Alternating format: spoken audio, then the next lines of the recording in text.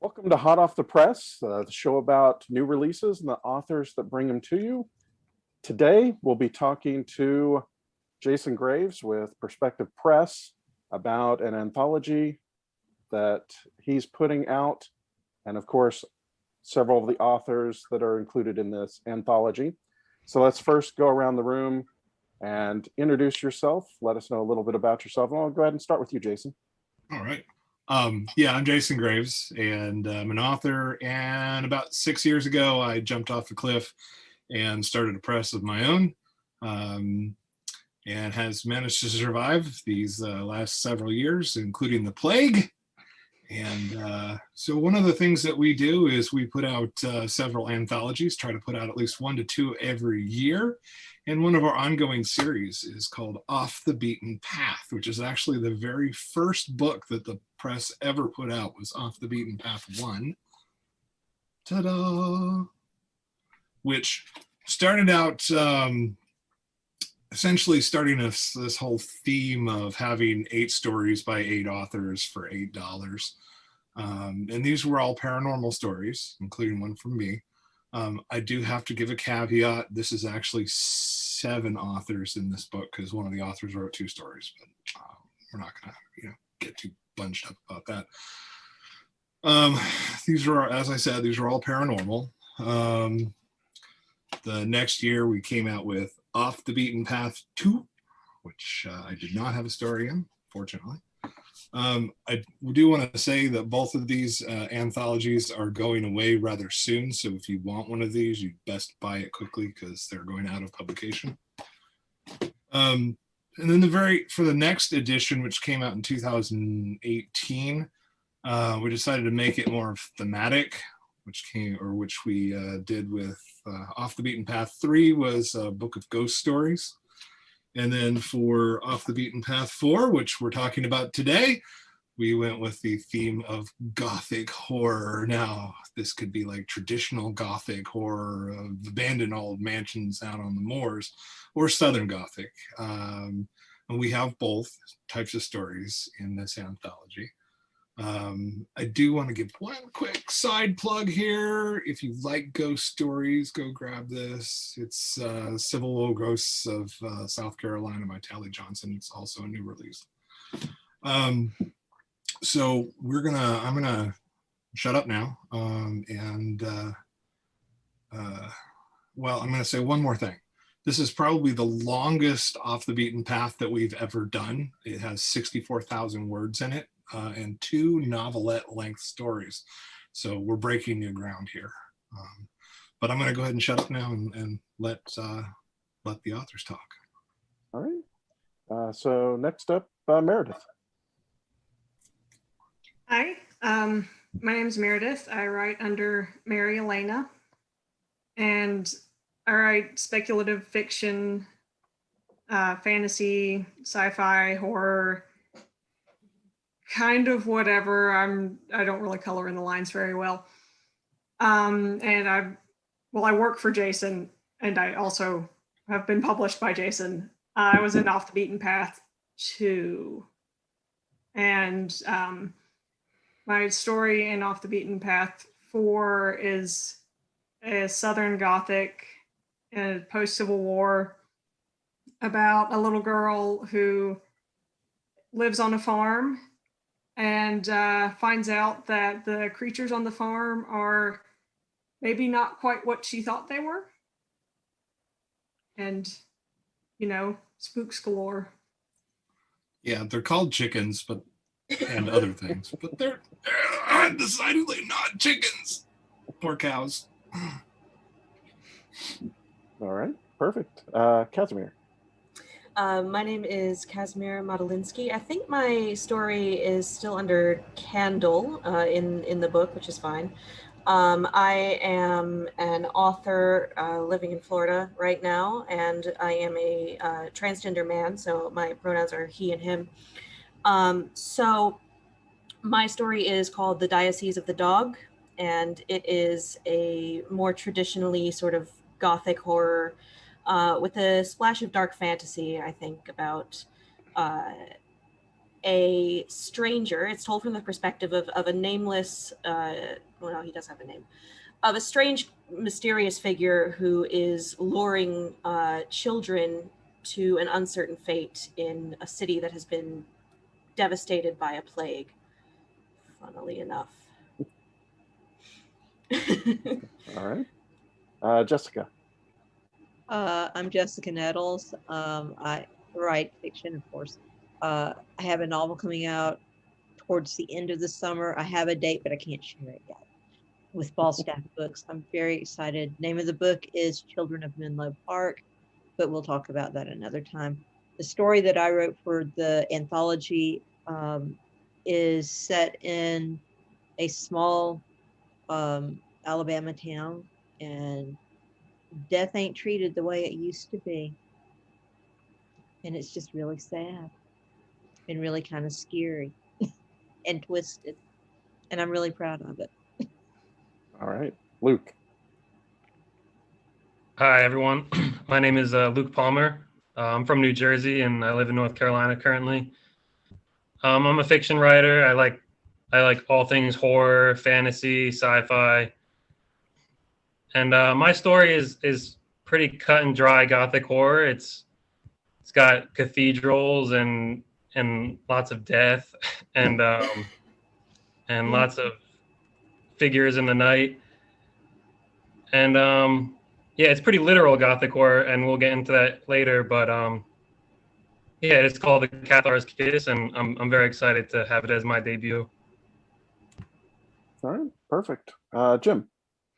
So I'm Jim Nettles. I am a science fiction, fantasy, horror author, as well as nonfiction. I write kind of about anything and everything. Like I say, everything from fiction, nonfic, articles, entrepreneurship, tech, privacy, pretty much whatever I can go cause trouble. I also have a services and education company called Author Essentials. And of course, I'm running a lot of the tech behind the scenes here at ConTinual. And occasionally they let me in front of the camera, which is usually a mistake. And Miranda. Hi, I'm Miranda. I am a writer out of Nashville, Tennessee. This was my first attempt at a gothic horror story, and I felt very honored that it got chosen to be part of this publication. I have one other short story in Slay by Mocha Memoirs Press, which I got off the bookshelf over here. Sorry for my weird reaching, but this is my second publication, and I am very excited to be a part of all of you. It's called The Key to Life, and it is basically your Addams Family haunted house that gets inspected by a bleach blonde realtor, and things don't go the way that they're supposed to. All right. Perfect. So the next, I'll go ahead and start with you, Meredith. Tell us a little bit about why you picked the story you did, the story that you wrote, why you picked the idea, why you submitted it to the anthology. Well, Jason says, we're doing another Off the Beaten Path. It's about gothic fiction. And I'm like, that sounds fun. I don't have any ideas. So I texted my group chat with my best friends and said, guys, do you have any ideas? And then they sent me a few, and I liked one of them. And so I started writing a story. And yes, this is me admitting that I farm my friends for ideas. And so it's entirely appropriate. So So full disclosure, Meredith is the assistant publisher with the press. So she doesn't get special treatment as far as story acceptance, but she has to earn her place in each of the anthologies. The She question was is, forced to apply. What's that? But she was forced to submit. Okay. my question is, are the friends that came up with the idea the not so chickens that are running through the yard? No, although they have come up in stories before, which they know that. All right. I do want to interject here really quickly. There are two other stories in the anthology. Those gentlemen who wrote those couldn't be here with us. Mike Shearer wrote a story called The Estate Sale, which is about an old house that's occupied by two old people who suddenly and mysteriously disappear. And so the the daughter-in-law comes in to sell off all the property or all the personal properties in the house, because there's so many liens against the actual house that she realizes the only way she's going to get any money off of this is to sell the junk that's in the house. And the story follows all the junk and how it affects the people who bought it. And it's kind of a nice, creepy little story. And then the other is written by our sole international author. This is Stephen Hosking. It's called The House at Briarcliff. The House at Briarcliff. And it is an absolutely just showpiece of Gothic horror set on the English coast in rural Cornwall. And it's just the bee's knees as far as that goes. But Stephen has actually had this story in my queue now for like 3 years. So bless his heart, he's waited a long time to get this story out to the people. So I'm really excited that it's coming out now. Perfect. Anyway, sorry, I'll pass it back to you, Jason. Oh, of course. Casimir, what about you? Your brainstorming that went into it, why you picked the story you did?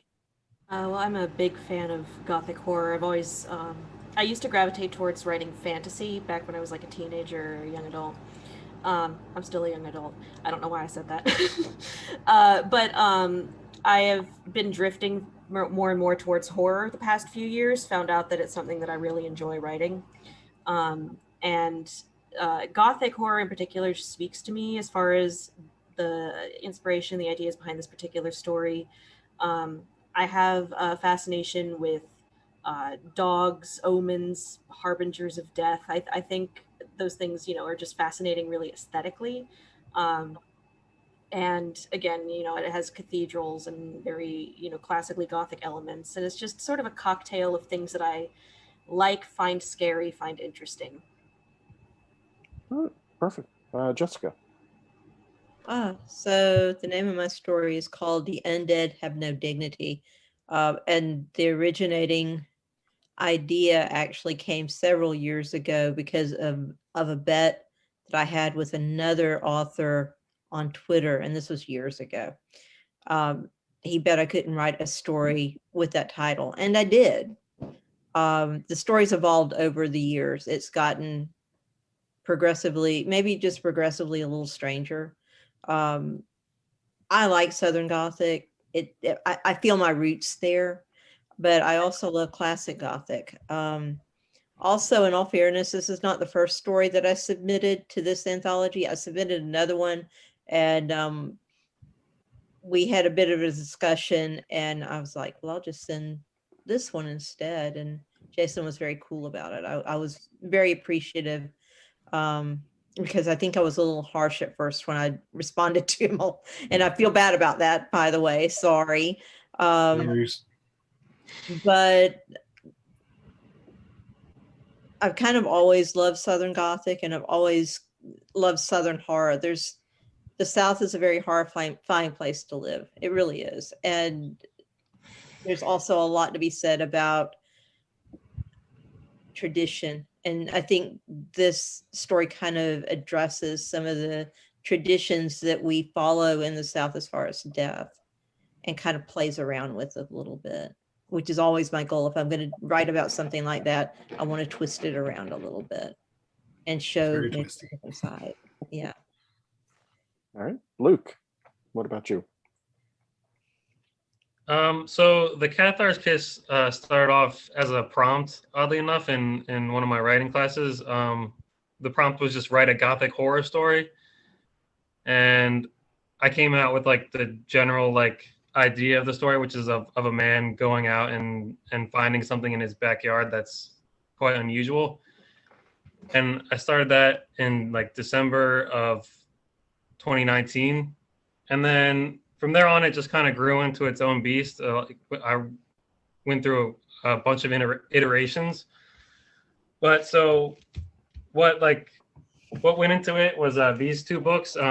This is called The History of Freemasonry by Albert Mackey. And In it, he talks about how Gothic horror or Gothic architecture is made by Freemasons, and like that's what they specialized in. So, and I had never known that, and I thought it was really cool, and I thought that would be an interesting perspective to have a main character. So, all the characters in the story are Freemasons, you know, in the old 15th century sense, which is a little bit different than how it is today, because they were That's really cool. architects.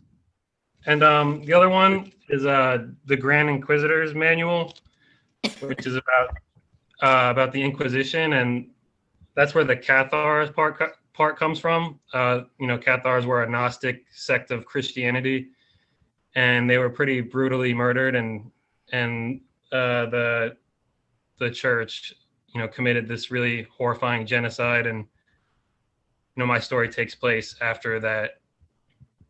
And but yeah, that's pretty much it. Okay. Jim. Like the very first line, actually, of the story. Mine is called Night at Dubalay. And so my story was originally being written. It started like all good stories do. Jason came to me in the bar at Dragon Con and said, "Hey, I got this thing called Old Black Ambulance coming out. Do you want to send me something?" Notice the sound of deadlines that go whizzing by. So I kept. Yeah, I'm not guilty of that at all, ever. So I had played with a number of ideas for that, a couple of which were hard horror that just didn't quite work. And then this story just sort of hit and evolved. It's loosely based on one of the things that I've done in the past. I used to be a field chairman for Scottish Games in Charleston that we hold out at Boone Hall Plantation. And I come from low country South Carolina, so I'm very much accustomed to that. But I've also spent a lot of time in low country Louisiana, Mississippi, all that sort of plantation area. And if you've never stood in the middle of a plantation in the middle of the swamp at 4 a.m. and listened to the alligators hiss and all the nice weird things that go on around you, standing in the middle of what had been the slave cabins, you know, there is no other nice little creepiness that'll come out, you know, anywhere like that. And so I had this weird little idea that started off as I had a Reaper who has a possessed ambulance and his hellhound is a pet. And so he's kind of cursed. You don't get in that whole bit in the story. But yeah, pretty much he gets a phone call from the powers that be that said, yeah, we've got a television reality show star that's floating towards the ceiling. That would be a problem. We can't have that on TV. So he gets the call to go out and go clean up that mess. And so that's the origin of it. It turns out to be fairly Southern Gothic horror. That wasn't really what I was aiming for, but that's what it came out to be. And then because I'm long-winded, Jason said, well, yeah, you've already blown past the word count. Do you want to stretch it out a little bit more? We'll just make it a novelette. So I'm one of the 2 long-winded writers that cranked out a novelette in this particular one. It's good. All right. It's all good. Miranda.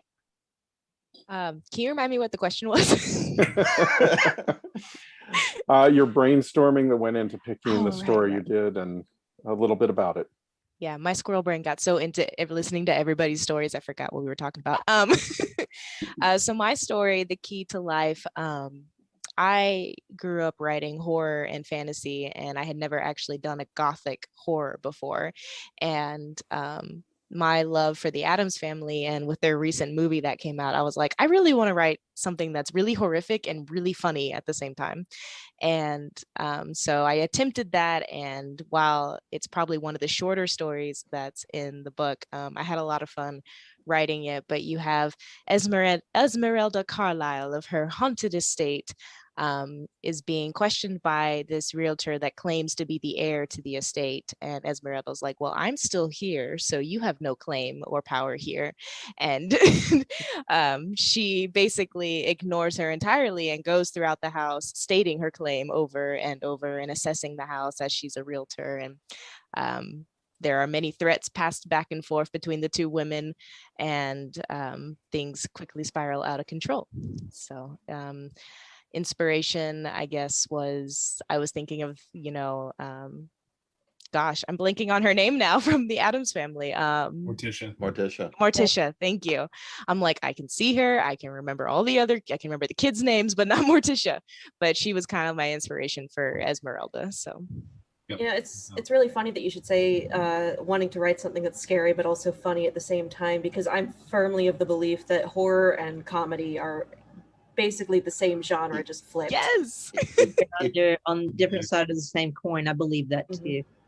Yeah, I mean, if you can't have a little bit of fun with it, because I mean, I do go for a little bit of the twisted humor in mine.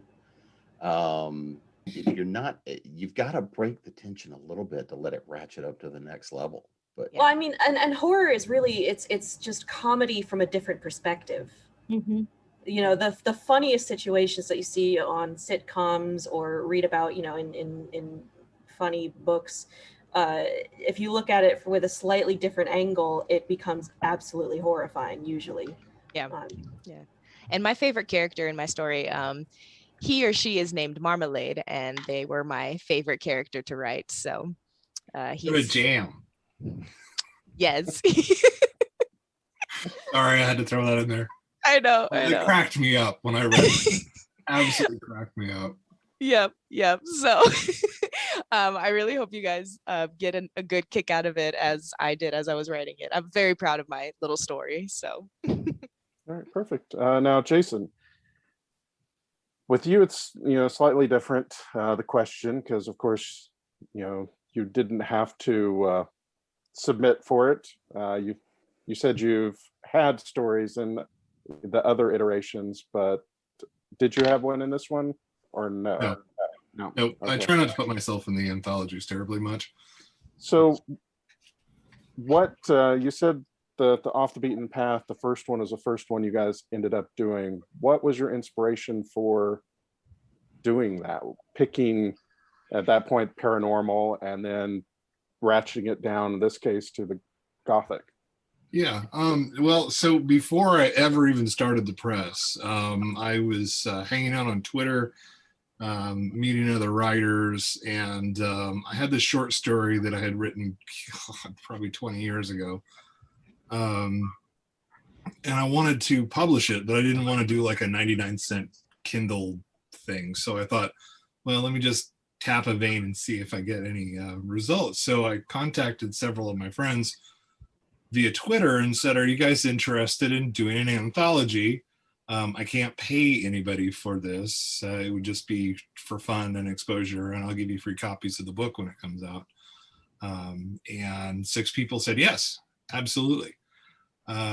So I put together the very first Off the Beaten Path. It wasn't even numbered at that point because I had no idea I'd be doing any more of them. And moderate success with that book. And then probably 2, maybe 3 years later, when I started the press, I said, hey, now I can pay you guys. Are you interested? I'll, we'll refresh everything. And oh, I see a 4-legged baby there. Yay. Say hi. Oh. Cat break.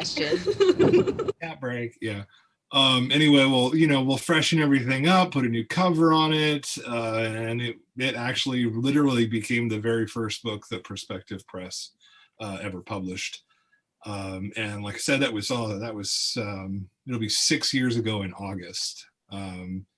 And so at this point, it's a little long in the tooth, and we're gonna put it down shortly. But yeah, it's had a good run. And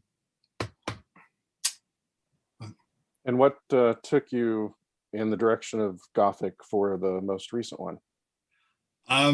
Just because, like I said earlier, I really wanted to move away from the scattershot paranormal, because the first 2 books have like vampire stories and zombie stories and ghost stories and devil stories, and pretty much runs the gamut of paranormal. So for the third one, I said strictly ghost stories, and that worked out so well and was so well received that for number 4, I said, hey, we're gonna do this theme thing forever now. And so I started thinking about things that I like, Midnight in the Garden of Good and Evil came to mind.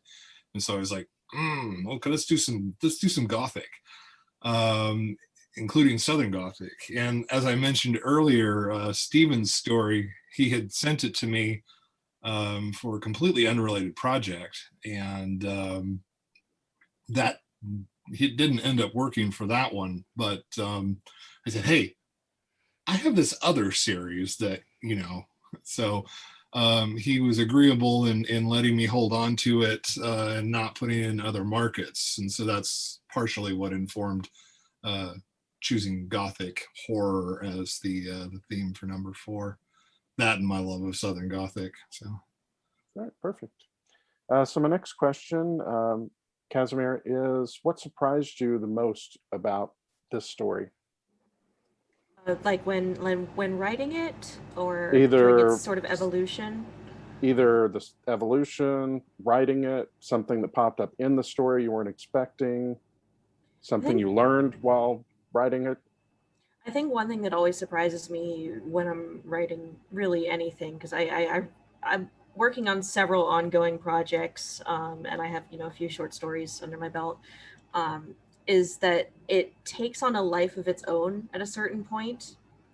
And one of the reasons I love writing fantasy, dark fantasy, and horror so much is that you're always surprised by where it goes. At a certain point, at least when in the initial drafting process, writing it out for the first time, you're telling the story to yourself. And for me, I get lost a little bit in not so much plotting out the story and the narrative, so much as I become a character exploring a world that is sort of unraveling before me. Get my mic there. So it was the case, I think, a little bit with this story. This was my first foray into Gothic horror, or the first iteration of this story was my first foray into Gothic horror a few years ago, and then I refurbished it. And I remember getting sort of lost in it. And I think that was what surprised me the most, and continually surprises me with like any writing that I do that I really like, is how I surprise myself with how much I can enjoy the process of writing, I think. Perfect. Jessica, how about you? What surprised me the most about it? I don't know, just the fact that I wrote it in like 2012, 2013, and it's still, I settle into it, doing edits and stuff, and I still love it. I still love the story. I love the characters. I love the main character. She's so brave. She just really is. And it never fails to make me smile. And I just hope everybody else enjoys it as much as I do.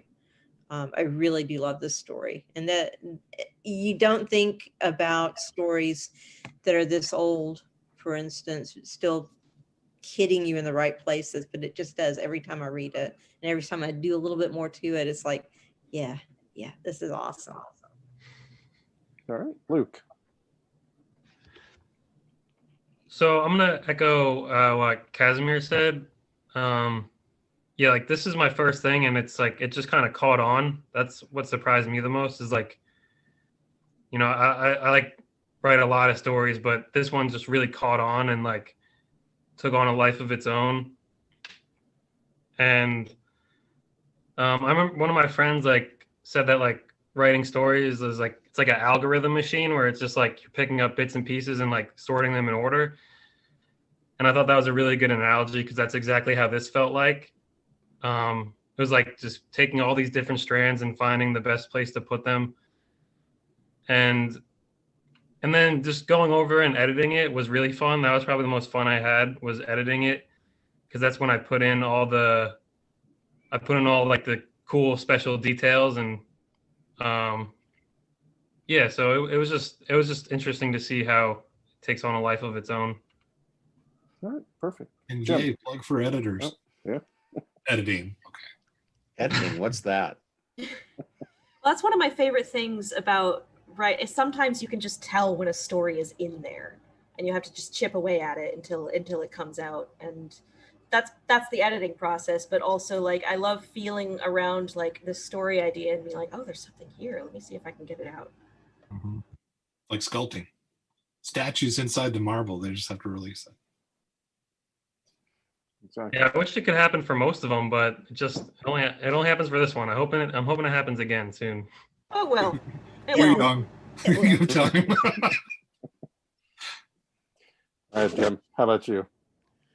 Other than the fact it was New Year's Eve and at like 11:30, I get a text from Graves going, "Hey, yeah, that story you sent to me, I got another thing to stick it in. By the way, can you ratchet up the incest?" And I think that's the exact quote. No. I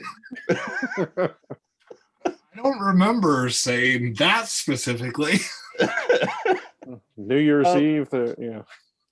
But probably the biggest surprise for me, because it was really meant to be a standalone story, and apparently that story is not over, at least not for the main character. So It's not. And hopefully there will be a collection coming out maybe next year. somebody's going to have to keep writing, I guess. Yes, you are, because I like this character. He was a tremendous amount of fun to create, and the backstory that I even had in mind, but when I started editing, he developed a whole backstory and sorts of other stuff. So Including a nod to another writer who shall remain anonymous until the story drops. until you read the story. All right, Miranda.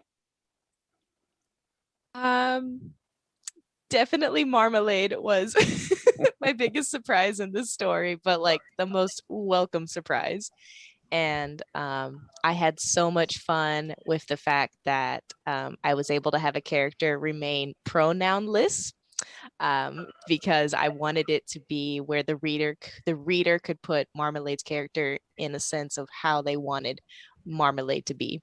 And so that was like the biggest golden gem that I found in my story. And I was like, yes, I can do this. This is great. And the other surprise was, I find this often in my writing. I'm going through a story and I put things in, and then as I get towards the end of the story, I realize, oh, these things that my brain put at the beginning of the story were actually towards this end of the story that my other part of my brain had not caught up on. And I have these surprises to myself as I'm writing. And it's just like, oh, brain, you're a genius. Great for not telling me until we got to the end of the story. But then that's where the editing comes in. You can go back and be like, okay, now we have to make this better so that it actually fits in with this part. And anyways, I love Marmalade so much. All right, Jason, what surprised you the most with the whole process of this one? Oh boy. Just the variety of the stories that people generated. I mean, I wasn't surprised by that when I was asking for, broadly paranormal. But when you sort of drill down into a more specific genre, when we did the ghosts, there was a lot more cohesiveness amongst the stories. And this one was very broad. Two of the stories are Southern Gothic, three of the stories are Southern Gothic, which certainly sets that apart. But and amongst the remainder of them, and those two, it's just, there's a nice broad diversity of story types, story archetypes, and different flavors. So you're not going to get a whole lot of the same story recycled. They're very different, even though they're on that one very specific theme of Gothic horror. All right, perfect. Meredith. Normally, or maybe ever, write historical because I'm always afraid of getting something wrong. Because that really irritates me when I'd see that in movies or other people's writing. But this time I was like, it's a short story. It'll be fine. And then I find myself Googling everything, and I was shocked at how many things there were to Google. Like, did they have furniture polish in the Reconstruction era. That took a really long time to figure out, actually. It turns out they did, but there were so many things like, words. Did this word exist? Did people use it commonly? So many things. I love that. That's one of the reasons I stuck to writing fantasy for so long. It's like, well, I can't get it wrong. I made it up. Yeah, right. Like, And then nothing is real, so it's fine. And then I started writing a horror serial that takes place in Appalachia, and suddenly it's like you said, I have to make sure I'm getting things right. I have to research things. I have to, it's like I'm supposed to be working on this, and now I'm Googling, when was instant coffee invented and popularized? It's just like, Sanka. All right. So my next question, I'll start with you, Jessica, is what do you hope people take away from reading your story? When they put it down at the end of the story, what do you think they got out of it the most? I'd like for them to be kind of considering, traditions and that they're fluid, that as much as we want to say that they're rock solid and they're here forever, the fact is they're not, and we have to change. And I think especially here in the South, change is really hard. Change is incredibly hard. And so we have to face the fact that sometimes things have to change in order to make us safe, in order to make us better, in order to make us connect better with people. Maybe I'm digging too deep with that. I also want them to be a little horrified at themselves, maybe. All right. Luke. It's a tough question. So, well, one, I want to leave it. I want the reader to, I don't want them to leave it. Once they're done, I want it to stay with them. And there's just a lot of like philosophical concepts in there, and hopefully those get people's minds working. There's like a lot of historical stuff too, so there's a lot of stuff to learn about history. There's like a lot of religious influence, and so it's very pertinent to like religious folks. It's And a pretty deep story. I'm sorry. I said it's a pretty deep story. Yeah, it's about like love too. There's like themes of love and like what real love is, and what real virtue is, and as opposed to not real virtue. But yeah, I just hope it leaves an impact, and I hope it gets them thinking about different philosophical type of things. Oh, perfect. Jim. Well, with any Gothic, you've got a lot of the ideas of tradition, and mine is written in very much a southern or present Southern day era, but you've got two conflicts. You've got very much spirit of the old conflicting with very much kind of a modern thing, but bringing curses and bringing family legacies forward. What is that? What does the echo of family legacy really mean?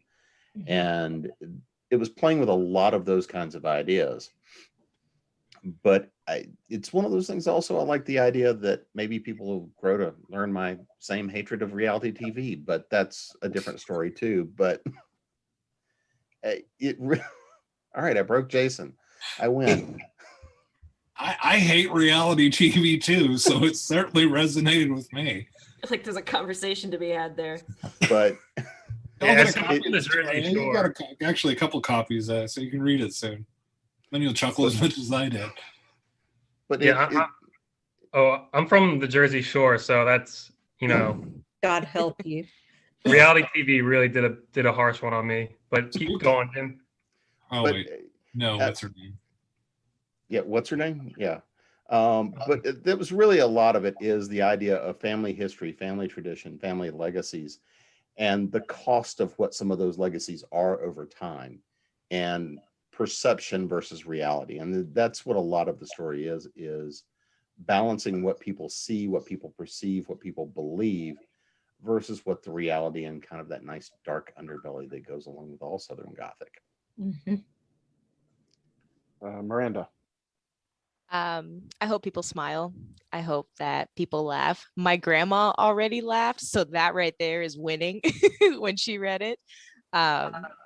So I hope people laugh, but I also hope that some eyebrows are raised by the ending and kind of what is revealed within the story. So if some eyebrows shoot up while people are reading, then I have accomplished all goals. All right, Jason. Oh, to take away from it? Well, I need Book for number sales. 5. Book sales. Yeah. yeah, well, yes, money. I publish the things that I like, so if people have my kind of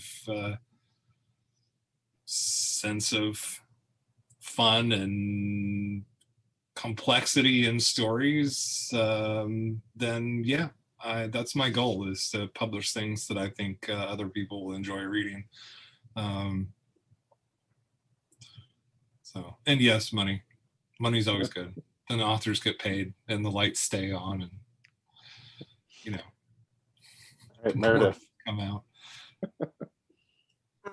So my story's got a couple layers, but it's basically about racism and how it's hiding in plain sight, especially when you're not looking for it. And I don't know, I guess I just hope that, it makes people think about it and maybe look for it a little harder. All right.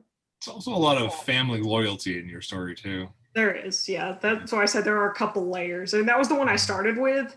And then I started adding layers to make it more interesting. And also not chickens. All right, Casimir. I think one thing that I always think when I'm reading horror, and something that I want people to take away from my horror when I'm writing it, is what would you have done? Because, it's fundamentally about people being in really weird situations. And I think something that I would like to leave people with this particular story is, if you had to do something terrible, not to help yourself, but to help others, how far would you go? And I think it's a question that's worth asking yourself, and something that I was thinking about a lot while I was writing it. So maybe it'll rub off on other people as well. All right, perfect. It's a nice anti-hero story. Nice. Versus All right. mine, which is all about, what am I willing to do to save my own ass? All right. Well, I want to thank everyone for joining us. But before we go back around the room and let people know where they can find you on the internet. And we'll go ahead and start with you, Luke. Sure. So my email is lap3912@uncw.edu. I have an Instagram account. It's at sophos_33, SOPHOS_33. I've been using it to promote the book, and I just talk about whatever I want, really. But yeah, that's pretty much it. I mean, if you guys have any advice to plug or whatever, but that's pretty much my only forms of online communication. All right. Perfect. Jim. You can find me, on Facebook. You can find me occasionally on Instagram. I occasionally show up on the hive of scum and villainy that is Twitter. But mostly you can get to me at jamespnettles.com. We'll take you to most of the different me's, authoressentials.net, authoressentialsworkshops.com, and of course here at ConTinual, when they let me out of my box. Yay, boxes. Miranda. Well, first I have to say, that was a precious kitty. Oh. She's very needy. Right? Sorry about that. Her baby appearances here. Yes. Okay, You can you can find me on Facebook, Miranda J. Riley. That will be changing soon. So a lot of my stuff is about to change, given life situations that have happened. But you can also find my baby website, mjrileyonline.com, which will also change. So I really feel like I'm not doing a good job here. But also, if you want to read my other publication. It is in Slay, Stories of the Vampire Noir by Mocha Mimras Press. Nicole, you're awesome and I love you. And I have 2 books with publishers right now. Cough, cough, Jason. So maybe in the future there might be some other stuff coming out. So, but mostly Facebook, Awesome. Twitter. You can find me at the Spunky Dragon, as well as my email is thespunkydragon@outlook.com. So, Love that. Perfect. Jason. Prospectivepress.com. Let's see if I can get that close enough to, and it's backwards, or is it? No, you're I fine. can read it. Okay, excellent. Well, and there's the QR code. If you want to freeze your frame, you can snap the QR code and that'll take you right to our website. Or Or you the can fact that it's been underneath the banner the whole time you've been here too. I said it's been on your banner the whole time underneath your name too. So. Oh, okay, awesome. And also I'm on Facebook as Prospective Press with my name sort of as an appendix to, or appendices to that. We have a Tumblr, we have Instagram, and we have Twitter, but I'm rarely on any of those platforms because of time constraints. And well, Twitter just because, you know, it's Twitter, and yeah, okay, I'll stop bashing Twitter. You already bashed Twitter enough. But yeah, prospectivepress.com. Right. And when do you expect the anthology to be out? The anthology is a little delayed, but it should be out by June 1st. Yay. Right. Meredith. I had no idea we had a Tumblr. Anyway. Wow. Maybe I should put you in charge of the Tumblr then. Neither does anybody Tumblr else. in It's like okay. 4 years. Okay. Although I do have one for my author, there's just nothing on it. I also have a website, maryalena.com, and an Instagram, which I believe is Mary Reading, Mary Meri Reading. My email is cultivateaMaryMeriHeart@gmail.com. Everything is a pun. My Twitter is Mary Alena Silver because Mary Alena was taken. And I don't remember what my Facebook is because I'm not checking Facebook, but I have a Facebook page. If you can find it, it's probably just my name. All right, Casimir. Let's see. I'm on Twitter at Candelantern. That's CandelAntern. I rarely check Facebook, but probably the best way to find me is I write a horror anthology, an epistolary serial that updates every week called The Carving Bones, and that is at thecarvingbones.com, and that has all my contact information at the bottom as well. All right, perfect. And Jessica. Check your Facebook tonight, though. All right. Jessica. You can find me on Facebook under my name. I also have a Facebook page called Jessica Nettles Books that I've ignored for the last few months. You can find me on Twitter, Steampunk English without the H. You can also find me on Instagram, Steampunk English with the H. I have a website coming very shortly, I hope. We're working on that. And that's just the best way to find me because I don't do any of the other social media stuff. Time constraints. All right, perfect. Again, I want to thank all of you guys for joining us and want to thank everyone for watching. See you next time. Bye. Bye.